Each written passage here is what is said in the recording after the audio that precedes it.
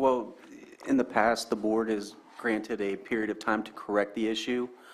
That's why I stated in my presentation that we will go, our process is to issue a second notice and to understand the full extent and the scope of what's occurring on the full property, the entire property.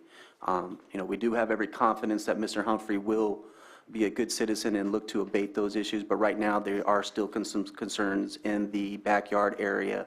And kind of go into the environmental issues, we do have photos of car batteries being on the ground, so we want to make sure any of those environmental issues are not present, and if there are already batteries on the ground, that they're properly addressed and not, or they have a containment or some kind of buffer between them and the ground, because that's an issue. And there's also tires on the ground too that could be of environmental concern. Again, this property is in close proximity to Clear Lake.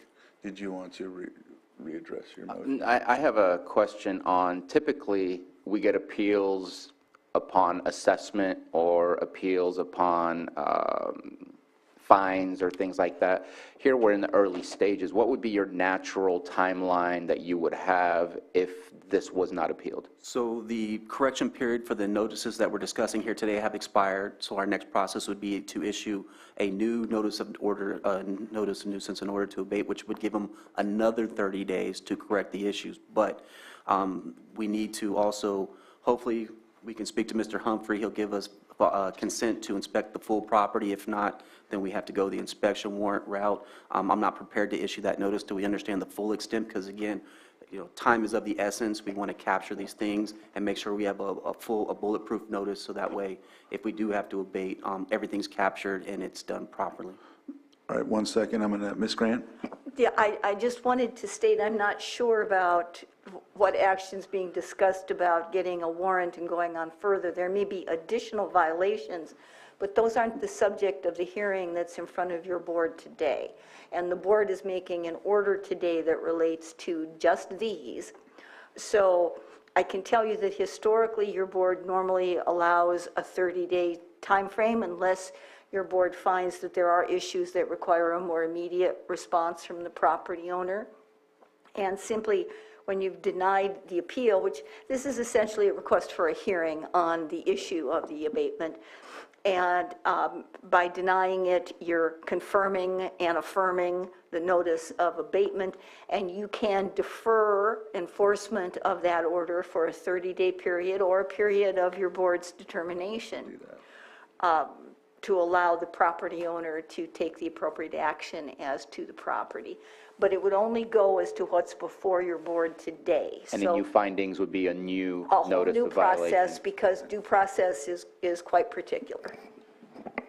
So if I could, I will have the current violations cleaned up. I've already, there's actually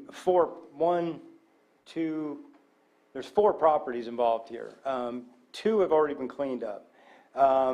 There's a third vacant lot that we will have done in 30 days. If that, I'd like more time if I could. But right now, we're only speaking about this specific one with the house. Well, my house right there, the batteries, there were no batteries on the ground at that house, at my house. The lot next door, the second one we're here today about, there's where the batteries were, I believe. Do you have pictures of the batteries on the? I do have pictures. But we'll get to the next one. Take care of this one first. No, I know, but at 13231, you have pictures of batteries on the ground. You don't, do you? I believe they were pictures on the, so the junk is There's not. conflated almost where it's kind of becoming one mass. So if it's not So- this property, it would be the We'll just neighboring focus on- property. But let me Okay. just say this, tires, batteries, anything that's of concern have already been dealt with, or if not, will be dealt with in 30 days. Okay. Just so you know Thank that. you. Bruno knows, I mean, I've cleaned up other properties in Clear Lake. I mean, I Sir, will. okay, definitely. Okay. Okay. And so, Ms. Grant? There are, I should have added, and I apologize, your board has also used a substantial compliance determination if after 30 days the department determines substantial compliance. The flexibility is all with your board as to how you want to fashion the order you make today. All right. Did you want, go ahead, Supervisor. I'd like to ask you, Chair, what your thoughts are on what you would like for timelines. If we ask to continue with just a normal 30-day timeline, if you'd like to extend that, or if you'd like to look at giving more time? If there's significant progress, that more time can be, I'm looking towards you, since it's in your district, as to what you think would be the best to Well, I think what advise. Ms. Grant had mentioned about, in the realm of this being a hearing request for an appeal, giving that specific time possibly to Mr. Mr. Humphrey? Yeah, Mr. Humphreys, and possibly giving him a little more, like if there is evidence of the property being taken care of, giving a little more time. I would be fine with that. In the code, if they do make substantial progress, we do have the discretion to give them 30 more days, so that is something that's stated in the code. Okay. But I'm fine with that. All right. So 30 days, if there's significant progress, 30 more. additional time? Right. Okay. That's what I heard from Ms. Grant when she was explaining it. So do we need to do a new motion on that? Yes. So I will amend my motion to deny the appeal. Is that okay too? Okay. I saw you moving, so I stopped. Good job. I amend my motion to deny the appeal by Thomas D. Humphrey, property owner 13231 2nd Street, Clear Lake Oaks, California, for APN number 035-41216, and request a 30-day notice to complete the abatement. If significant progress has been made, that it is up to the discretion of the code enforcement officer to add additional days. Right. Second. I have a motion and a second. All in favor? Aye. Opposed, and motion carries. All right. With that, we will move on to our 6.4, public hearing request for hearing appeal by Thomas D. Humphrey for 13221. Yeah, 2nd Street, Clear Lake Oaks, California, APN number 035-412-15, and I'll give the floor to Community Development Director. Oh, and then we do a swear-in. Yeah, we do another swear-in formalities. Ms. Grant? Actually, since all parties have been sworn in for the prior, in case your board can just simply make a statement that they remain under oath. Oh, okay. All right, so we'll make a statement that parties involved have already made a swear-in, so we'll go ahead and move forward with this, and since it's done prior to this. Go ahead. All right. If I can ask you to share the screen? You have it up on the overhead, but it's not on Zoom. I might need a little help with that. If you can click on Zoom on the bottom. I'll let the expert handle it.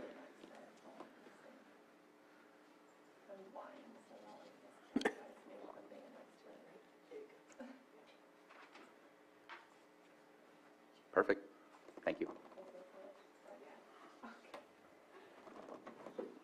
So we are here again for another hearing request or an appeal to a notice of nuisance in order to abate, and a notice of violation issued for 13221 2nd Street, Clear Lake Oaks, California.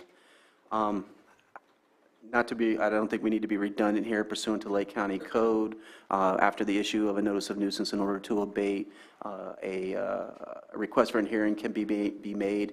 In this case, the request was made by Thomas Humphrey. He is the appellant or an interested party. He is not the property owner. Again, we did provide him a hearing notice. We met the statutory requirements providing that hearing notice so that there is adequate time for him to appear. Again, for the record, I'll just state the reason provided for the hearing request. I'm a hobbyist who participates and puts on events at Lakeport Speedway. I also support as many as 10 others who live in Lake County who participate in events at Lake County or Lakeport Speedway. I have been participating at the Speedway for over 20 years from this property. I am not a nuisance. I provided entertainment for the residents of Lake County for over 20 years. This property is a neighboring property to the one that we just discussed prior. It is a zoned R1, single-family residential. It is a vacant lot. There are no improvements. It has not met its primary purpose of having a single family dwelling on the property. Here you can see a panned-out image of the property, an aerial from Google Earth. And here's a closer image, and you can see there's a lot of congestion occurring at this property here. So a notice of nuisance, order to abate, and a notice of violation were issued. The code officer cited a violation of Lake County Code, Chapter 21, Article 10, where the property has not met the primary purpose of having a single dwelling on the property. It should be a vacant lot until it merits its primary purposes, and then you can have all the accessory uses. We also cited Chapter 21, Article 68 regarding residential accessory uses, and Article 41, or Chapter 21, Article 41, Section 41.12, Subdivision B, Subdivision 6, of open storage of any inoperable vehicle on the property. I do want to reiterate the main violation here is the fact that they're storing items, vehicles, materials, storage in general on a property that hasn't met its primary zoning purpose first. You have to meet that primary purpose, then you can have the accessory uses that come with it allowed by the zoning ordinance. Here is the property. Again, this is next door to the property we just discussed. As you can see on the left, there is a vehicle that would be considered dismantled or wrecked. There's miscellaneous items. On the photo on the right, you could see more issues being stored on the property, vehicles, equipment, trailers. On the left here, you can see this is from the front. This is from the street view. This is what the community can see. As on the left, you have miscellaneous items. On the right, you can see tires and a wrecked vehicle there. Another photo here on the right over here is another photo of items being stored. And then there's a trailer. And so at this time, again, staff recommends the board uphold the notice of nuisance in order to abate, direct the property owner to voluntarily abate the existing violations within a time made certain as determined by the board. If compliance is not attained, direct staff to move forward with the nuisance abatement procedures. And so that concludes my presentation. All right. Anything, any other questions? Not at the moment. All right. I Mr. mean, I Humphrey? don't want to drag it out anymore, but, so that property, I'm in the purchase of, I was an owner, I sold it. I'm in the purchase of buying it back, or in the process of buying it back. And when I do, I'd like to combine it with 13231, the property next door. I'd like to build a garage there. I'm not going to be able to do that until I get everything cleaned up. I understand that, and I will clean up this property, so just so you know. I sure hope you get to that garage. That would be awesome. Yeah, that would be nice. And like I said, I mean, you can see, there's demolition derby cars, there's a lot of stuff, and cars for the future. I'm not really sure how this is going to work. I will give it my best. Like I said, there's only so much I can store, away from my place where, it's at risk of being stolen. Not everything that I have, there's a lot of new parts, carburetors that are super expensive, batteries, fuel, they steal fuel out of the cars. I mean, even at my house, that happens a lot. So, but I do understand now that I do have to clean this up, and it will be cleaned up. As much time as you can give me, I appreciate it. And like I said, this property, I'm not the actual owner of it yet, but I am in contact with the owner, and I should be the owner of it by the end of the year at the most, probably maybe another month at the most. We just have some paperwork to finalize and some stuff, so. All right. Thank you for that. All right, thank you. Any other comments or anything to add? Ms. Grant? Just a couple of things. So the notice, the individuals who have appealed aren't the property owners, but staff can attest to the fact that the actual property owner was duly given notice. We sent a notice based on our information with county records, so we did mail the notice of nuisance order to abate, notice of violation to the information available with county records, and then the hearing request also references the property owners that are reflected on title. Okay, that's good. The only other thing I would point out that there's a reference to a violation of section 2110.1. And 10.1 states the purpose to establish areas for individual residential dwelling units at relatively low densities where the traditional neighborhood character of single-family units prevail. That's the purpose of the regulation. It's not the purpose of the property owner.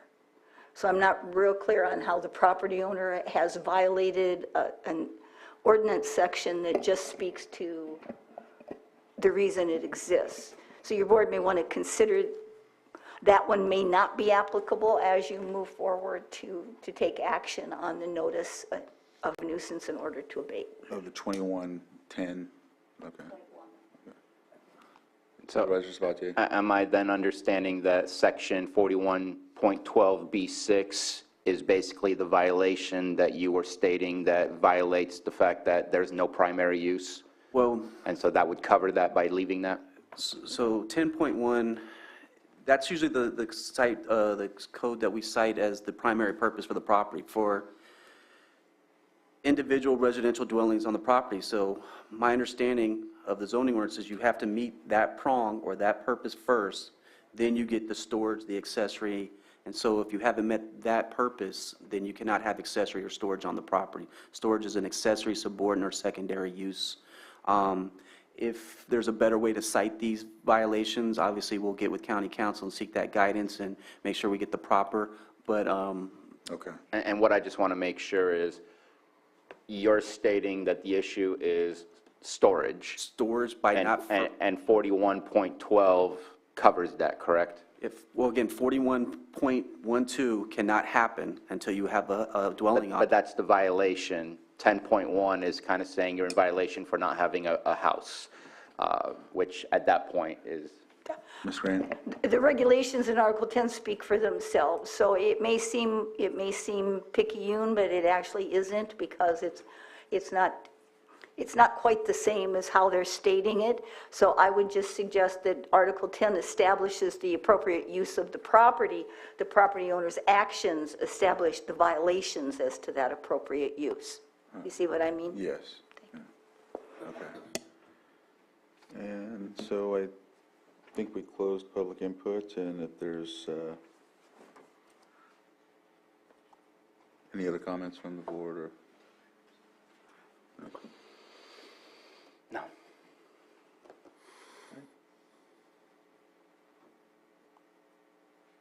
Go ahead. Yeah, you got it right last time, so. Yeah. And I will make a statement, even though I will be making a motion to deny the appeal today.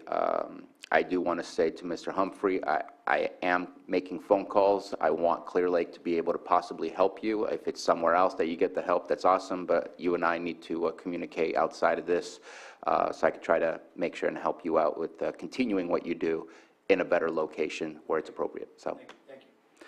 Mr. Chair, I move to deny the appeal by Thomas D. Humphrey for 13221 2nd Street, Clear Lake Oaks, California, APN number 035412-15, with the amendment removing violation 10.1.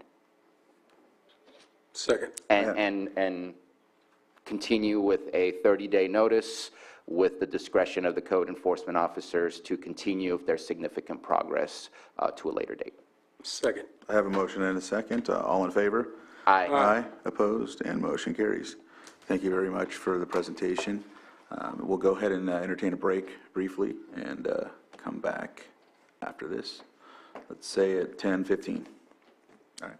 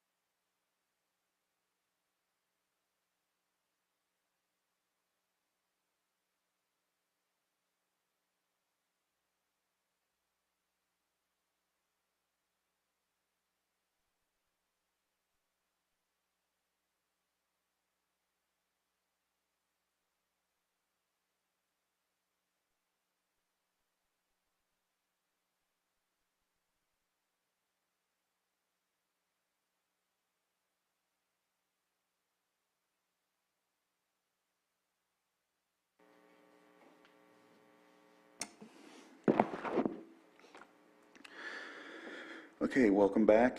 Looks like we're covered on our timed items.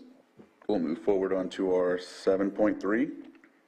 Consideration of the award of bid number 22-30 for the Hill Road Correctional Facility Tower Electronic Security System Upgrade Project in the amount of $449,900 to R&B Electronics Electrical Contracting, and authorize the chair to sign the agreement and notice of award. With that, we have Lars Ewing here, Public Services Director. Good morning, Board. As was stated, what is up for the Board's consideration is the award of this, the project. The project is, in summary, is an electronic security systems upgrade for the tower at the jail. It includes a variety of different components, the majority of which are security electronics, as is stated in the project title. It also includes associated cabinetry, which I wanted to point that out specifically because that is a local workforce component of this, in case there were any questions that arose from that, because the agenda did identify a local workforce participation component of this. So we received one bid, which was under the estimated cost for the project. So hopefully the board would approve this, and we can move forward. The estimated time for the project, they have 90 days to complete the project, and there's no reason that we're aware of that they should extend beyond that. I believe Captain Taylor is on, or at least I hope he is, if you have any questions operationally, but I can certainly answer any questions as it relates to the solicitation of the project. All right. Any questions from the board? I actually, Go ahead. my one question was just answered as far as timelines, because all I saw was that they had to sign within 10 days of our approval, but I didn't see what the timeline for the project is, so I appreciate that. And I know I reached out to you asking for the other bids, and now that I'm rereading, it was 3 people that showed up at the pre-bid, but only 1 bid that was submitted, so I had that number 3 stuck in my head, so I appreciate the clarification as well. You bet. I see Norm Taylor's online. I don't know if you wanted to add to this.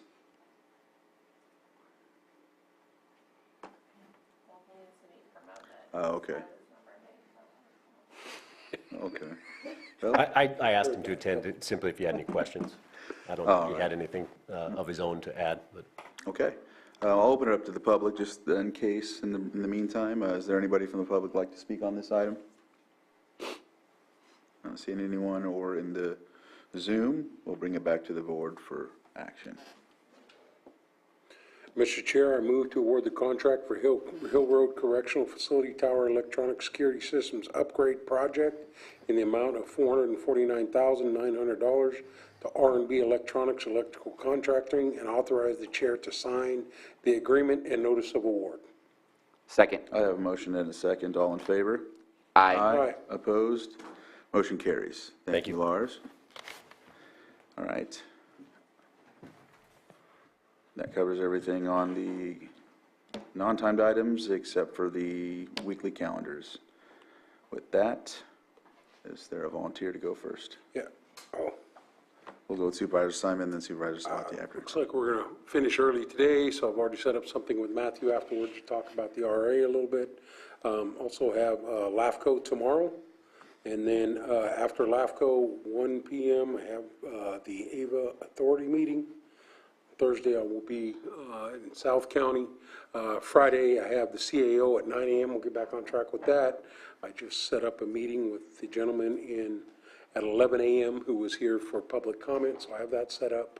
And, we'll move right into the weekend. Obviously, coming into the holiday next week, but we do have the RRA meeting on the 21st, the CMAT reporting committee meeting, and then back here on the 22nd.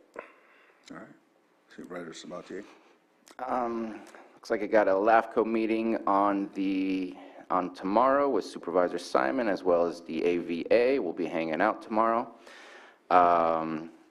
First 5 Commission also, I will be there since Supervisor Green is out of the county. And on Thursday, starting my day early with Judge's Breakfast, and then going to, I believe it's the COC that I'm seeing on here. I seem to have multiple meetings happening all at the same time. Looks like there's also the IFT So I will have to figure out how we do that, since I know that Supervisor Green, who is the primary for the COC, is also out of the county. So let me get back to that. I have a CSAC board meeting that I'll be tuning in virtually in the afternoon on Thursday, and then going to the city council meeting happening on the 17th. And on the 18th, I have a meeting with special districts to look at some possibilities of changes to the sewer system in District 2 area, and also housing navigation later that afternoon. I don't see anything over the weekend at this moment in time, but I know that my kids will be off all of next week as we prepare for Thanksgiving week off, and meeting with our CAO on Monday and preparing for meeting that will happen on Tuesday. And actually, let me go back a little bit. I'm sorry. Last week,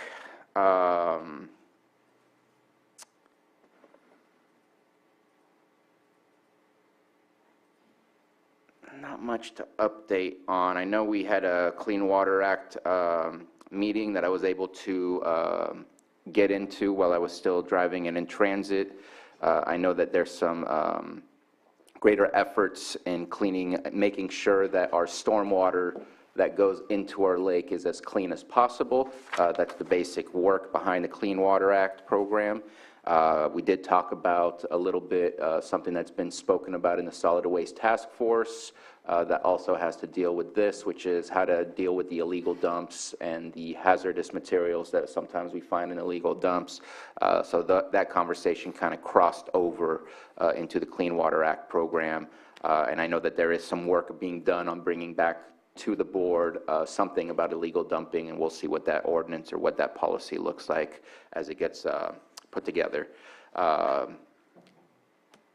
Also, the PEG board meeting occurred last night in this chamber. I've been selected as the chair for that board, and I, based on our conversations that we had during our budget hearings, next week, I hope that we will be able to bring back an agreement and consider something between the county and PEG, and you'll see that when it pops up on the agenda. But been working on that over the past month between admin, and I also want to thank Ms. Grant for reviewing it, not specifically for PEG, but in preparation for it to pop up in the county to have to review it. So that worked out well, and I appreciate all the help that I received, and excited about that conversation coming up next week. So that's what's been going on. All right. So I'll update on a couple things last week. I had a RCRC Cannabis Ad Hoc Committee last week where we finalized some verbiage and language for the legislation recommendations for RCRC to assist the rural counties in regards to cannabis, and we'll be submitting those this year. And big focus is illicit cannabis and seeking funding in that area to ensure all counties in the rural area can benefit from those. The other thing I think I'll mention is the Veterans Day event was a really successful event. Also did the Avenue of Flags on Friday at Upper Lake. That went pretty good too. I think another highlight I'll mention, I got an email Friday from I think it's the EPA. I've been appointed as the U.S. Environmental Protection Agency's Farm, Ranch, and Rural Communities Committee. The term beginning, actually, I think today is the deadline to turn it in, and I turned in the document accepting. I'm a representative for local government and tribal communities on the committee, and so I think that's going to be a plus to help, and I think that I'll be reaching out to other counties. RCRC had helped me with the application and encouraging me to do so, so it's going to be a plus. So we'll see how that goes, and reading the bylaws and all of that to get ready for it. I think the first meeting will be in January, so they'll do an announcement pretty soon showing that it was selected. Let's see. Tomorrow I have, the Worth meeting tomorrow. Thursday is, I will be doing Firescape. It's a I think Frank Abley's putting that on over at Robinson Rancheria to discuss, fire in the community and different things of that nature. They're also going to have presentations in regard to that, so it's a workshop. The Board of Trustees for the Law Library, I'll have that as well, and then LATH in the evening. Friday, I'll be on a couple calls with RCRC in regards to a pre-meeting that we're looking to have here with the county to talk about economic development ventures and whatnot, or assistance from that. Monday, CAO meeting with Susan Parker, and then back here on Tuesday for a supervisors meeting. I think that covers everything. We will go ahead and look at closed session from here. Closed session, item 8.1, conference with legal counsel, existing litigation pursuant to Government Code Section 5456.9D1, City of Clear Lake versus County of Lake et al. And with that, we'll go into closed session. Thank you very much.